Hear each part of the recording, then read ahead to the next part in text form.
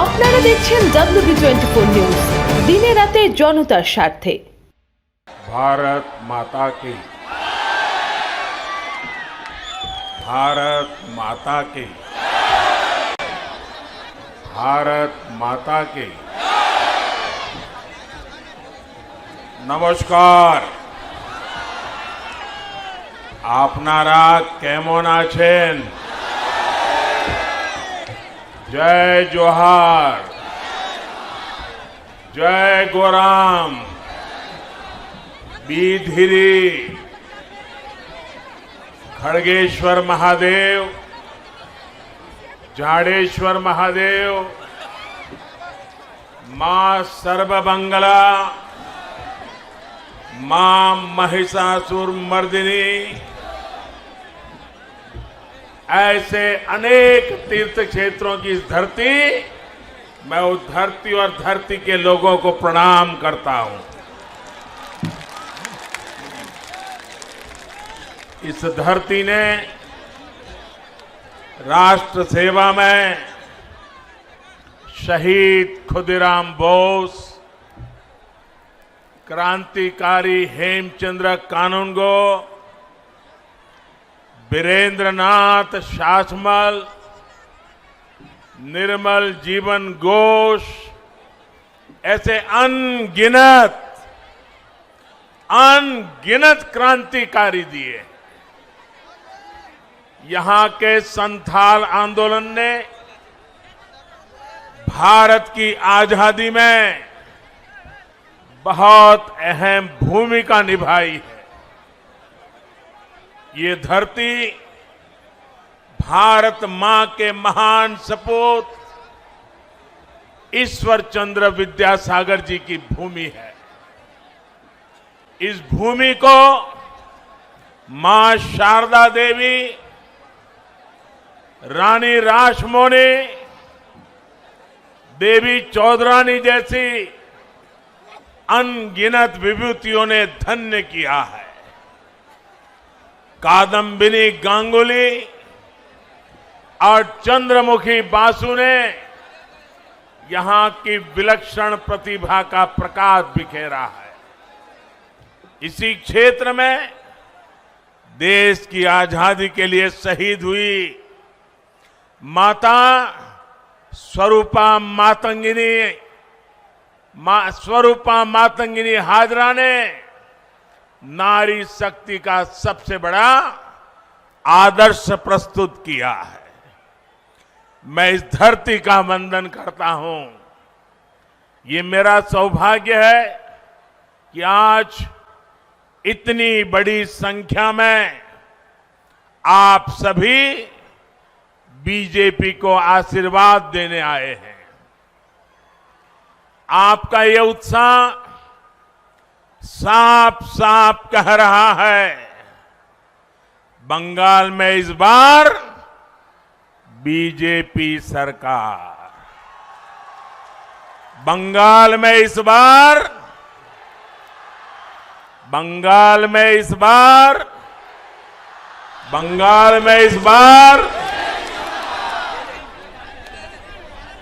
साथियों, ये मैं क्यों कह रहा हूं कि इस बार बीजेपी सरकार? बंगाल के उज्जवल भविष्य के लिए इस धरती पर हमारे 130 के करीब कार्यकर्ताओं ने अपना जीवन न्योछावर कर दिया ताकि बंगाल आबाद रहे। मैं ये क्यों कह रहा हूं? मुझे गर्व है मेरी पार्टी के पास दिलीप घोष जैसे अध्यक्ष है।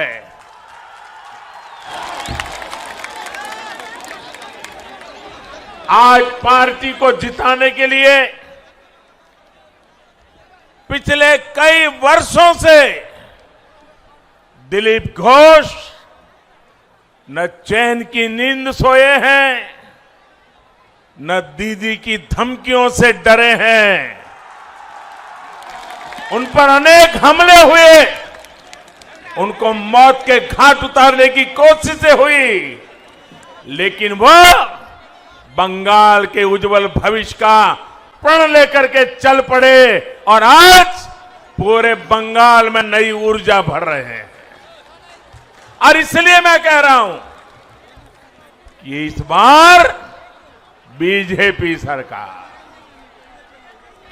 साथियों, खड़गपुर के इस क्षेत्र में मिनी भारत की झलक मिलती है। भारत की विविधता, अलग अलग भाषाओं बोलियों की ताकत यहां देखने को मिलती है। खड़गपुर का इतना लंबा रेलवे प्लेटफॉर्म भारत की पहली आईआईटी इस भूमि का गौरव बढ़ाते हैं। भारतीय रेलवे को मजबूती देने में यहां के लोगों का बहुत बड़ा योगदान रहा है। इस ऐतिहासिक भूमि पर मैं आप लोगों को असोल परिवर्तन का विश्वास दिलाने आया हूं। असोल परिवर्तन। आपने कांग्रेस के कारनामे देखे हैं, वाम दल की बर्बादी को अनुभव किया है और टीएमसी ने आपके सपनों को कैसे चूर चूर किया, पिछले 70 साल में यही देखा है। मैं बंगाल वासियों के कहता हूं, आपने 70 साल तक अनेकों को अवसर दिया है। हमें 5 साल का मौका दीजिए, हम 70 साल की बर्बादी को मिटा करके रहेंगे। बंगाल के मेरे भाइयों बहनों, एक बार आशीर्वाद दीजिए, एक बार आशीर्वाद दीजिए, हम अपनी जान आपकी भलाई के लिए खपा देंगे। सेवा का अवसर देखिए, हम कैसे असोल परिवर्तन लाकर दिखाते हैं। आपके जीवन की एक एक दिक्कतों को दूर करने के लिए हम सभी दिन रात मेहनत करेंगे। यहां जंगल महाल के इस पूरे क्षेत्र में कृषि की व्यवस्थाओं को सुधारा जाएगा। इस इलाके में सिंचाई सुविधाएं बढ़ाई जाएगी, कोल्ड स्टोरेज का नेटवर्क बढ़ाया जाएगा और इसका यहां के आलू पैदा करने वाले किसानों को भी लाभ होगा। हम छोटे उद्योगों को आगे बढ़ाएंगे, उनके लिए भी सभी प्रक्रियाओं को आसान बनाएंगे। हम इस क्षेत्र में स्वास्थ्य सेवाओं को सुधारेंगे, गांव-गांव में सड़कों का विस्तार करेंगे। हम इस क्षेत्र में शुद्ध पानी की समस्या को हल करेंगे। हर घर में पाइप से साफ जल पहुंचाएंगे। हम आदिवासी वनवासी संस्कृति की रक्षा के साथ उनकी भाषा, उनके गौरव को एक नई ऊंचाई देने के लिए प्रतिबद्ध है।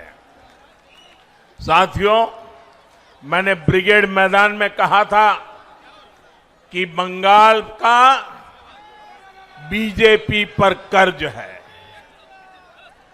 बीजेपी जनसंघ से निकली पार्टी है। जनसंघ के जन्मदाता नाम की, जनसंघ जन्मदाता जन्मदाता नाम की,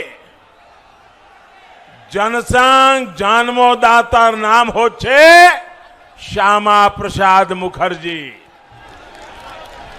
जनसंघ के जनक इसी बंगाल के सपूत थे। इसलिए अगर यहां सही अर्थ में कोई बंगाल की पार्टी है तो वो सिर्फ और सिर्फ बीजेपी है। बीजेपी के डीएनए में आशुतोष मुखर्जी और डॉक्टर श्यामा प्रसाद मुखर्जी का आचार, विचार, व्यवहार और संस्कार है। इन्हीं संस्कारों को लेकर हम बंगाल के हर क्षेत्र को विकास की नई ऊंचाई पर पहुंचाना चाहते हैं। हम सिर्फ बंगाल में कमल ही नहीं खिलाना चाहते, बल्कि बंगाल के लोगों का भविष्य उज्जवल बनाना चाहते हैं।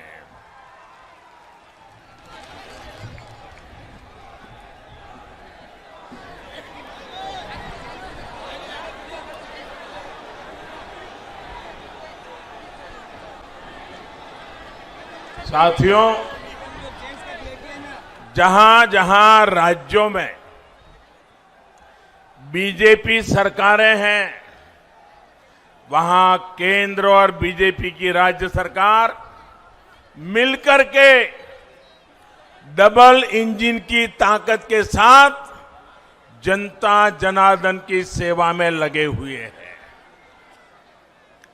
आप मुझे बताइए, अगर कहीं कोई गाड़ी, कोई बस कीचड़ में या गड्ढे में फंसी हो, अगर उसको बाहर निकालना हो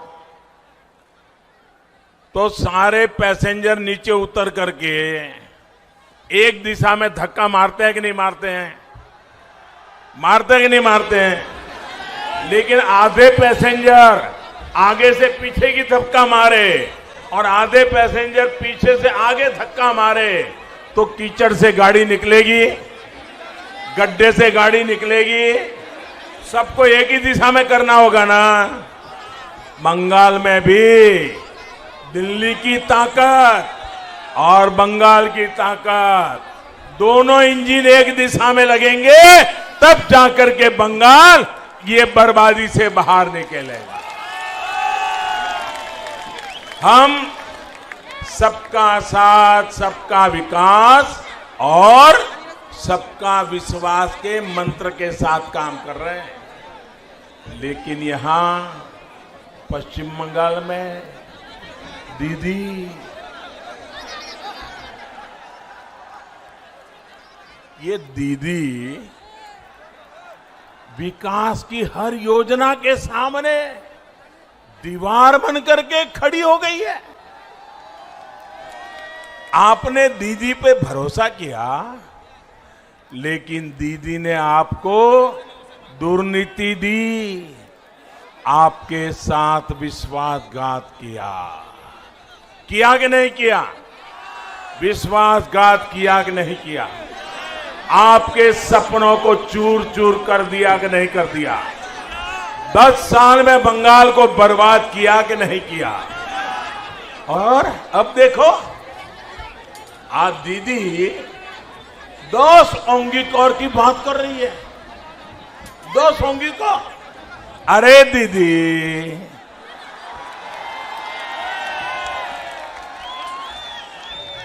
बंगाल के लोगों ने आपको 10 साल सेवा का अवसर दिया था, लेकिन आपने उन्हें लूट मार से भरे 10 साल दिए। आपने उन्हें 10 साल का भ्रष्टाचार दिया। आपने उन्हें 10 साल का कुशासन दिया। साथियों, आप मुझे बताइए, यहां केंदू पत्ता बेचने के लिए भी कट मनी देना पड़ता है या नहीं देना पड़ता है? कट मनी देना पड़ता है कि नहीं देना पड़ता है? आदिवासियों को भी देना पड़ता है कि नहीं देना पड़ता है? गरीब को भी देना पड़ता है कि नहीं देना पड़ता है? मजदूर को भी देना पड़ता है कि नहीं पड़ता है? बंगाल में ये कटमनी का सिस्टम बंद होना चाहिए कि नहीं होना चाहिए? ये बर्बादी जानी चाहिए कि नहीं जानी चाहिए? साथियों, आप में से कुछ लोगों को शायद पता होगा, कल रात को 50-55 मिनट के लिए व्हाट्सएप डाउन हो गया, फेसबुक डाउन हो गया, इंस्टाग्राम डाउन हो गया। लोग अधीर हो गए, चिंता में पड़ गए, सबके मन में सवाल खड़े हो गए। 50-55 मिनट के लिए हुआ था, लेकिन सबको हो रहा था क्या हो गया। लेकिन भाइयों बहनों, दुनिया में तो 50-55 मिनट ये सोशल मीडिया की कुछ चीजें डाउन हो गई। यहां बंगाल में तो 50-55 साल से विकास ही डाउन हो गया है, विश्वास ही डाउन हो गया है, सपने ही डाउन हो गए हैं, संकल्प भी डाउन हो गए हैं। मैं आपकी अधीरता समझ सकता हूं। भाइयों और बहनों, पहले कांग्रेस, फिर लेफ्ट और अब टीएमसी ने बंगाल के विकास को अवरुद्ध करके रखा है। दीदी का भी ट्रैक रिकॉर्ड दलित, आदिवासी, पिछड़ों का हक छीनना, दलितों का हक छीन लेना, आदिवासियों का हक छीन लेना, पिछड़ों का हक छीन लेना, गरीबों का हक छीन लेना और वोट बैंक की राजनीति के लिए तुष्टीकरण करते रहना, यही इनका खेल चला है। दीदी ने बंगाल के युवाओं के, यहां की युवा पीढ़ी के बहुत कीमती 10 साल छीन लिए हैं। दीदीर पार्टी होच्छे निर्ममतार पाठशाला। दीदीर पाठशालाते सिलेबस होच्छे तोलाबाजी।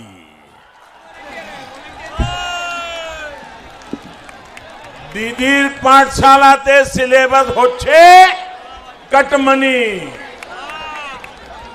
दीदीर पाठशालाते सिलेबस होच्छे सिंडिकेट। दीदीर पाठशालात उत्पीड़ने ट्रेनिंग देवा होय, आराजो को तो ट्रेनिंग देवा होय। साथियों, आज पश्चिम बंगाल में शिक्षा की क्या स्थिति है, एक खड़गपुर के लोग बहुत भली भांति जानते हैं। शिक्षक भर्ती के नाम पर यहां का युवा कोर्ट कचहरी के चक्कर लगाने के लिए मजबूर है। भर्तियों के लिए जो बोर्ड, जो कमीशन बनाए गए, उन्हें भी टीएमसी काडर के हवाले कर दिया गया है। बहनों और भाइयों, शिक्षा को लेकर दीदी और उनकी पार्टी की सोच का एक और उदाहरण आज मैं आपको देता हूं। हमारे देश में 3.5 दशक के बाद, यानी करीब 35 साल के बाद नई राष्ट्रीय शिक्षा नीति लाई गई है। पूरे हिंदुस्तान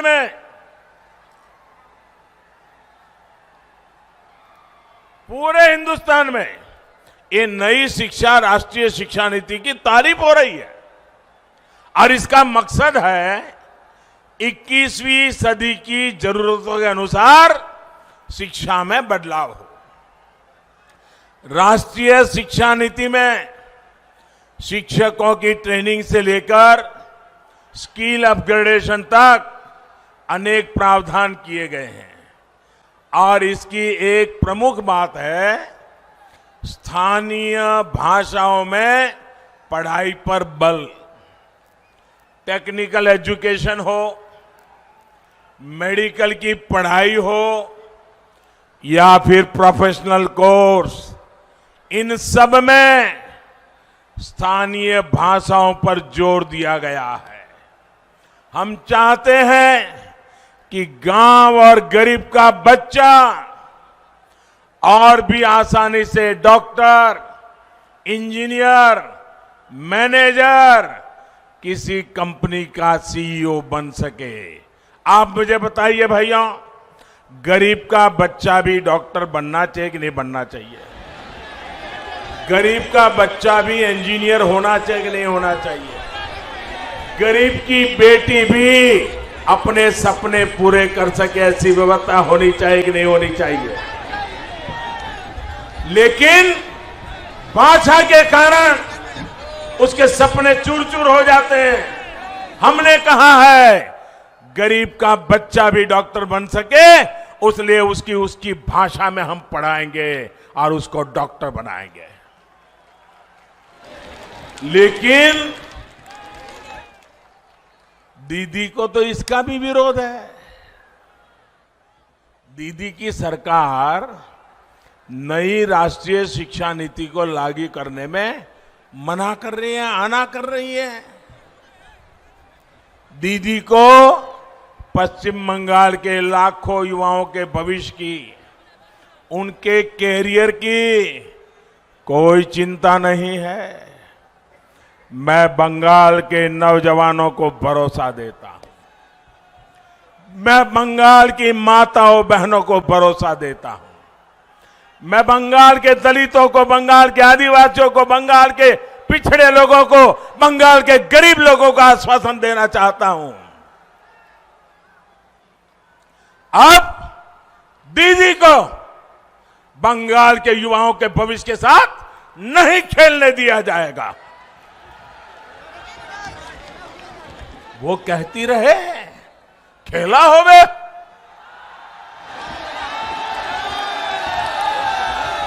लेकिन पूरा बंगाल आज कह रहा है, ये हमारा पश्चिम बंगाल आज कह रहा है, खेला शेष होवे, विकास आरंभ होवे।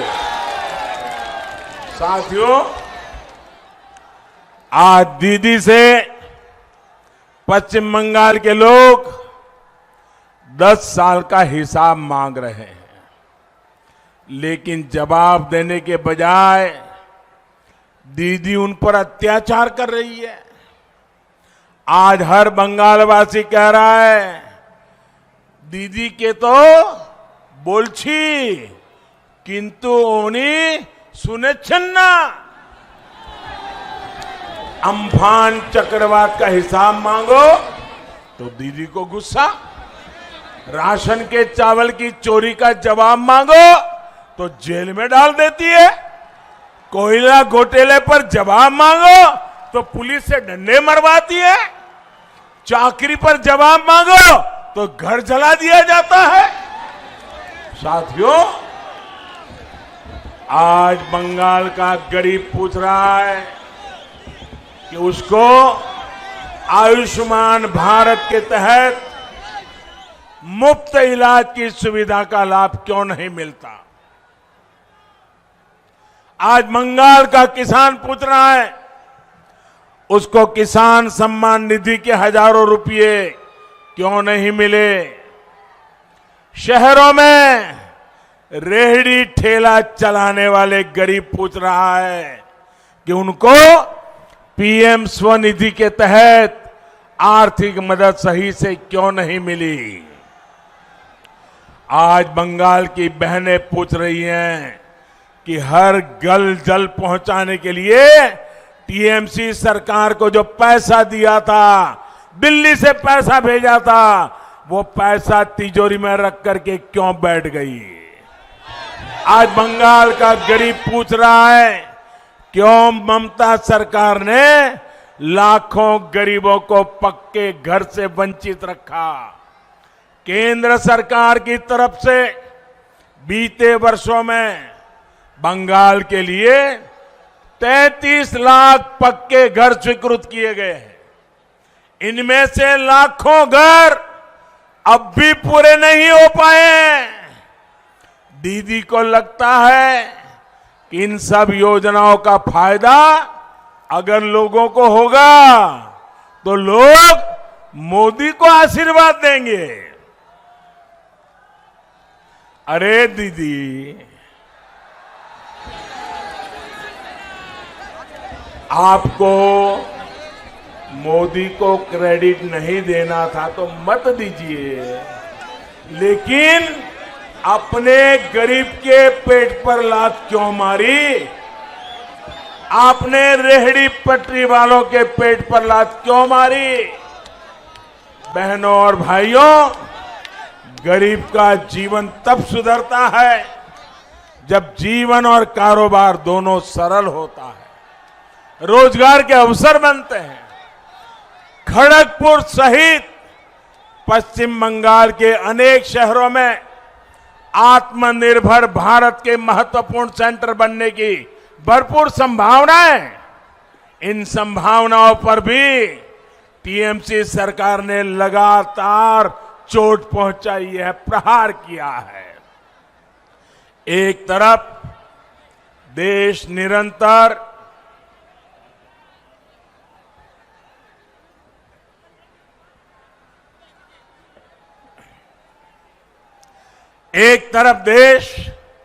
निरंतर सिंगल विंडो सिस्टम की तरफ बढ़ रहा है।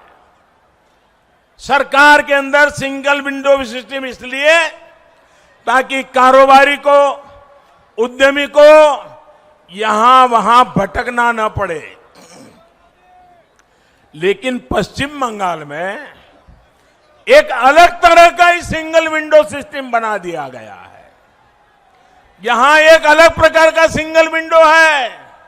बंगाल वालों को पता है, देशवासियों को अभी पता नहीं है इसका। ये सिंगल विंडो क्या है? बंगाल में सिंगल विंडो है भाइपो विंडो। बंगाल में कौन सा सिंगल विंडो है? बंगाल में कौन सा सिंगल विंडो है? भाइपो विंडो। बंगाल में कौन सा सिंगल विंडो है? पश्चिम बंगाल में इस विंडो से गुजरे बिना कुछ नहीं हो सकता। पिछले 10 साल में तृणमूल सरकार ने हर वो काम किया जो यहां रोजगार और स्वरोजगार के अवसरों को खत्म करने वाला था, रोकने वाला था।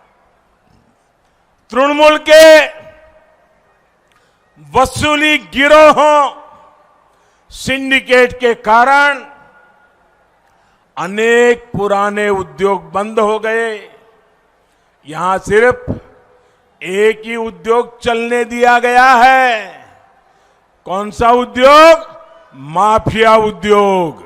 कौन सा उद्योग? कौन सा उद्योग? माफिया उद्योग।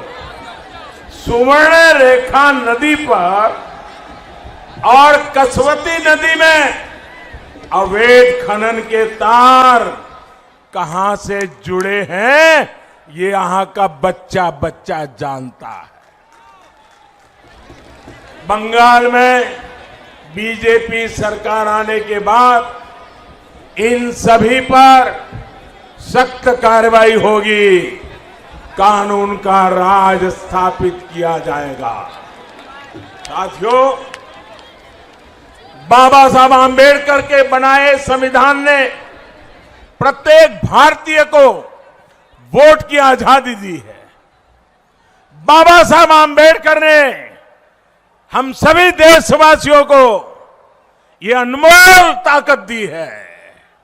लेकिन बंगाल में ममता दीदी वोट करने की आपकी ताकत को छीनती रही है, लूटती रही है।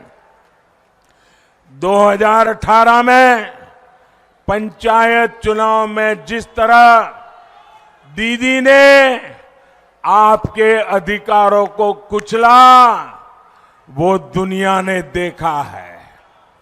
जिन लोगों को संविधान ने के आपके इस अधिकार की रक्षा की जिम्मेदारी दी है, वही लोग बंगाल में लोकतंत्र के लिए खतरा बने हुए हैं।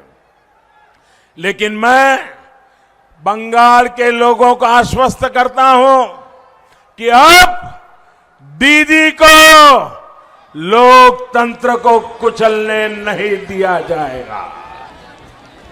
पुलिस और प्रशासन को भी याद रखना चाहिए कि संविधान और लोकतंत्र की मर्यादाओं से बड़ा कुछ नहीं होता है।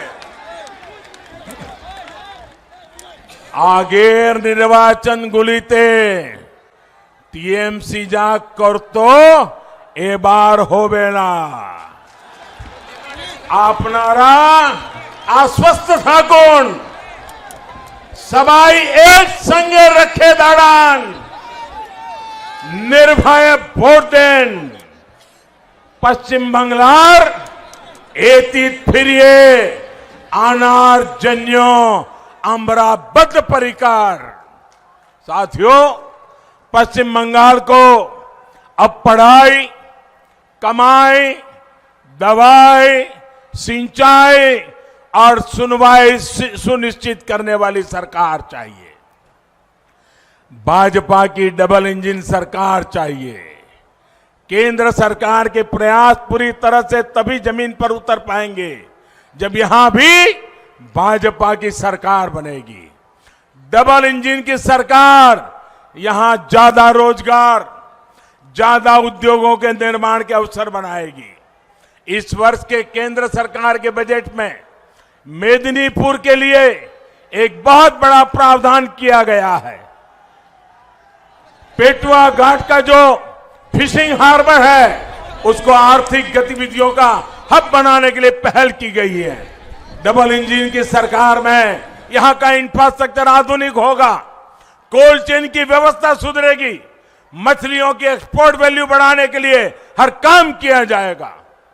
इससे यहां मछली पकड़ने और इसके व्यापार से जुड़े लोगों, सभी साथियों को बहुत लाभ होगा। साथियों, ये चुनाव सिर्फ विधायक, सिर्फ मंत्री, सिर्फ मुख्यमंत्री को बदलने का ही नहीं है, सिर्फ परिवर्तन का नहीं है, बल्कि सोनार बांग्ला के निर्माण का संकल्प है। हर बूथ पर भारी संख्या में भाजपा के लिए मतदान हो, ये संकल्प लेकर के हमें यहां से निकलना है। इस बार जोर से छाप, कमल छाप, जोर से छाप, जोर से छाप, जोर से छाप। इस बार भय नहीं, इस बार भय नहीं, सिर्फ जय, सिर्फ जय। पश्चिम बांग्लार मानुषेर जय। कमल छाप पर पड़ा एक एक वोट डबल इंजन सरकार के लिए होगा, सोनार बांग्ला के निर्माण के लिए होगा।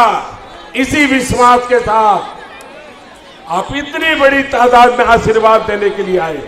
मैं हेलीकॉप्टर से यहां आया, पूरे रास्ते पर लोग आशीर्वाद दे रहे थे।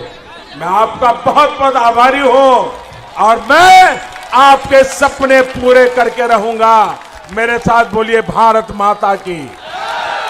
दोनों मुट्ठी बंद करके पूरी ताकत से बोलिए भारत माता की, भारत माता की, भारत माता की, भारत माता की, भारत माता की, भारत माता की। बहुत बहुत धन्यवाद।